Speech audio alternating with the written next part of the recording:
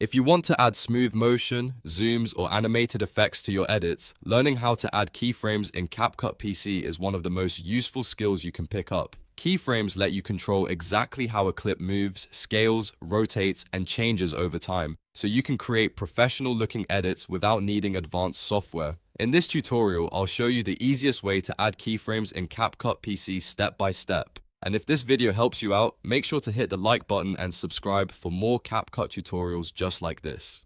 Alright, let's jump in. First, open CapCut PC and load the project you want to work on. If you don't already have one open, start a new project and import your video, image, or text element into CapCut. Once your media is imported, drag it down onto the timeline so you can begin editing it. Now, click on the clip you want to animate. This is very important because CapCut only applies keyframes to the selected layer or clip. Once it is selected, look at the right-hand panel where you'll see adjustable properties like position, scale, rotation, and sometimes other settings depending on the type of media you're using. Next, move the playhead to the exact point where you want the animation to begin. You can drag the playhead along the timeline to place it at the starting position for your effect. This first point is where your motion or transformation will start, so take a moment to line it up carefully.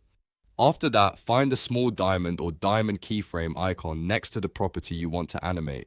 For example, if you want to move the clip across the screen, click the keyframe icon next to position. If you want to zoom in or out, use scale. If you want to spin the clip, use rotation. The moment you click that icon, CapCut adds your first keyframe at the current playhead position. Now move the playhead forward to a new point in the timeline. This is where you want the next change to happen. Once you've moved to that new point, adjust the property you selected. For example, move the video to the left, make it bigger, rotate it slightly, or change it in any other way. CapCut will automatically create a new keyframe for that new adjustment. This is where the animation starts to come to life. CapCut smoothly transitions between the first keyframe and the second keyframe, creating motion over time. You can repeat this process as many times as needed to build more advanced animations. For example, you can add a keyframe at the beginning, another in the middle, and another near the end to create custom movement that feels more dynamic and polished. If you want to animate multiple properties, you can add keyframes to more than one setting. That means you can move a clip while also zooming it in, or rotate text while changing its size.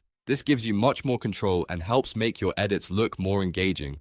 Once your keyframes are in place, hit preview and watch the animation back. This is the best way to see whether the movement looks smooth or whether it needs adjusting. If the animation feels too fast, too slow, or not quite in the right position, simply move the keyframe slightly or change the property values until it looks perfect. A great tip is to keep your keyframes clean and intentional. Small changes often look better than extreme movements, especially if you're going for a professional style.